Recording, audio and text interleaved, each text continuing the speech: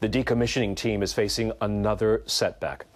They've revealed a new roadmap for scrapping the plant, and there is a delay in a key initial step.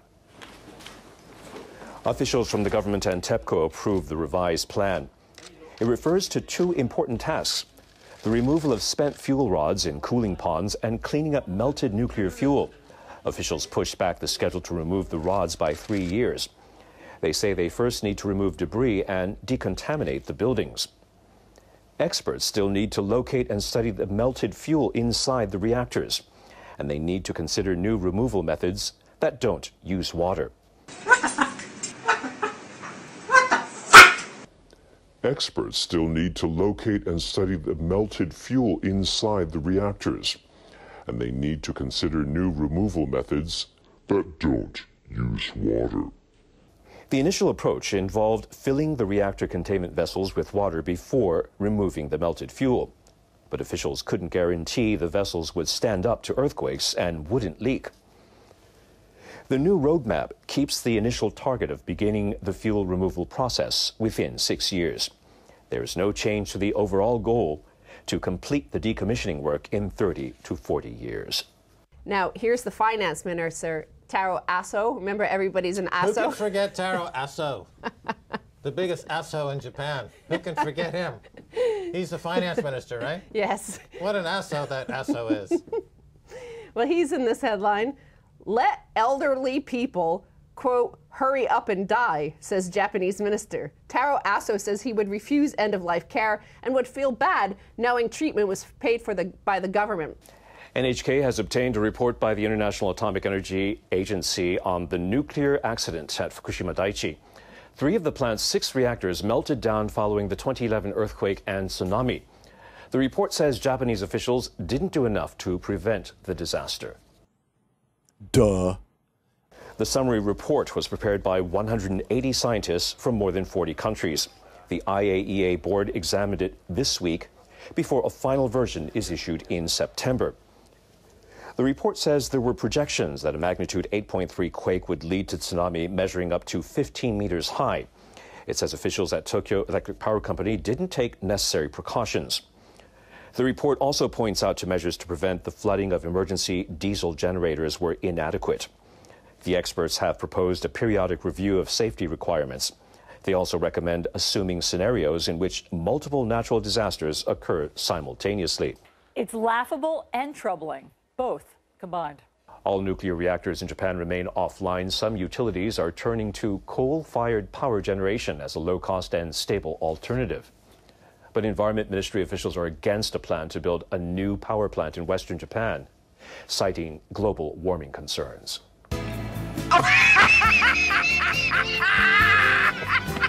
What's so funny now? I sometimes just think funny things. An operator that has secured funding from J-Power and Osaka Gas is planning to build a 1.2 million kilowatt plant in Ube City. The ministry has conducted an environmental impact study of the project. Environment Minister Yoshio Mochizuki said he will submit a letter of objection to the Economy, Trade and Industry Ministry, which has the authority to approve the plan. I fear the operation of the thermal power plant could undermine Japan's efforts to achieve its greenhouse gas emissions reduction goal. You cursed brat! Look what you've done! I'm melting! Melting! Oh, what a world! What a world! Earlier this month, the government proposed a 26% cut in emissions from 2013 levels.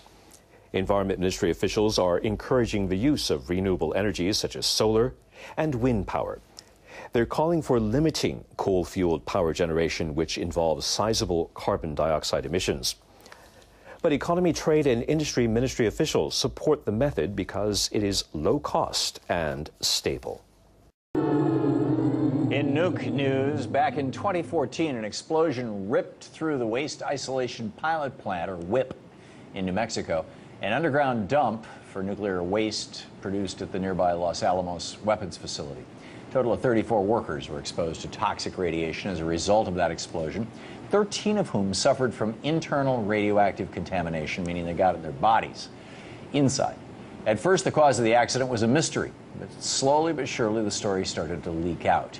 Now it appears that the explosion occurred when workers at the WIP used the wrong kind of kitty litter.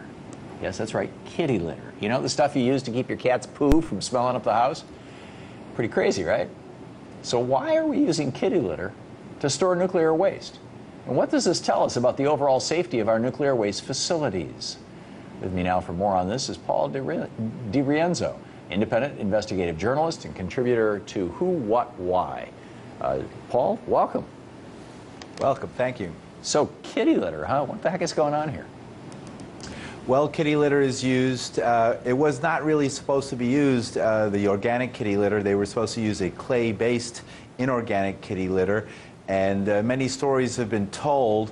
The one I seem to have latched onto in my report, and I think is pretty much representative of what happened, is that the instructions from Livermore National Laboratory to pack the waste, which contained liquid nitrates, in inorganic kitty litter was misidentified as the two words inorganic kitty litter. And the organic kitty litter, they eventually packed the waste in, reacted with the liquids in the barrel, and formed a patented plastic explosive, according to one report. A patented? So they should have known. Yeah, really? A patented, meaning one that they knew would have existed. Oh, I see. That's remarkable.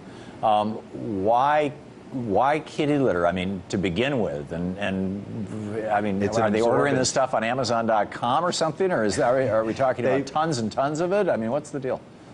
No, they went and bought it. My understanding is, and we're still learning about this, and it's really just coming out in dribs and drabs, to be honest with you, is that they went to a local market and bought it.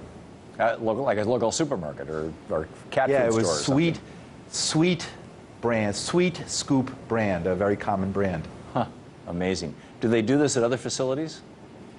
Well, this is the only one for at least true waste, transuranic waste that I know of. There are some other private. In Texas, there's a place that's holding a number of barrels of this waste. The original report was that one barrel was involved in the explosion, but now it's coming out, according to the state of New Mexico and not the federal government, that up to 500 barrels have been so packed. That's and not their location. Their locations are not. Go ahead. Go ahead. I'm sorry. Their locations are not totally well known. Yeah, 1 to 500. That's a little more than an order of magnitude. This explosion was contained pretty quickly. What could have happened if it wasn't contained quickly? Well, I don't know if it really was contained. A number of barrels were affected. It was 1,600 degrees Fahrenheit within the area, and an area the size of a football field was contaminated. It's going to cost $500 million to fix, and many, many years. Was the way that this played out a worst-case scenario, or was this like some sort of intermediate scenario? I mean, how bad could it have gotten if they had really? Go ahead. I would say it was. Although what's reported as a small amount of radioactivity was released, none was supposed to have, considering it's supposed to hold radioactivity for 250,000 years, and it's only 15 years old. They're already releasing radioactivity, but it was pretty close to a worst-case scenario. Wow. There's a similar facility in West Valley, New York, near Buffalo, and it also doesn't have that great a safety record. And as you point out, I mean, this stuff is going to be radioactive for 1,000,000 years, and I'm not sure that the kitty litter store down the road is going to be there for 1,000,000 years. What does this tell us about the state of our nuclear industry, and not just, this is not just power, but weapons, you know, just the whole... Right, it's mostly about weapons. The facility, the waste isolation pilot plant is solely for weapons-related and nuclear weapons complex-related waste. True waste, transuranic waste, waste that's contaminated with elements beyond uranium on the periodic table, including plutonium. And it's about enough to fill, depending on who you talk to, 1 or 2 Empire State Buildings. It goes back to 1942, and it's been sitting basically at a handful of locations around the country, well, more than a handful, numerous locations around the country where work was done on the original atom bombs that were exploded in Hiroshima and Nagasaki. So we're basically still throwing out and trying to figure out what to do with waste that was produced 75 years ago and not having any luck in disposing of it, and much less the stuff that came later during the Cold War. And the possibility, what's happening is that now places like Hanford, Washington, West Valley, New York, where weapons-related waste was often mixed with waste from nuclear power plants, and therefore it's not really clear what's there in the waste, including plutonium and other strontium, cesium, and other elements that are, in the case of West Valley, New York, been detected in the Great Lakes and in the rivers in an area where there's swamps and watershed that is quite swampy and wetland, and the last place on Earth you would ever want to put waste.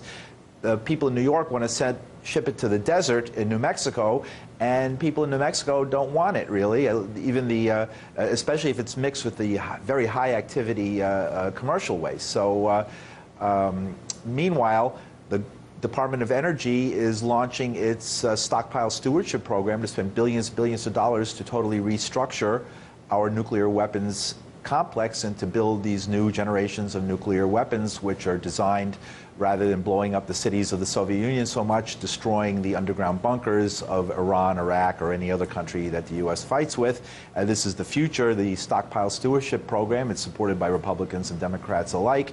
And they can't even dump the waste from 75 years ago, so there's definitely questions. Yeah, we've got a serious problem. Paul Di Rienzo, thank you. Thank you, Paul. Thank you. Thank you for the great report. All right.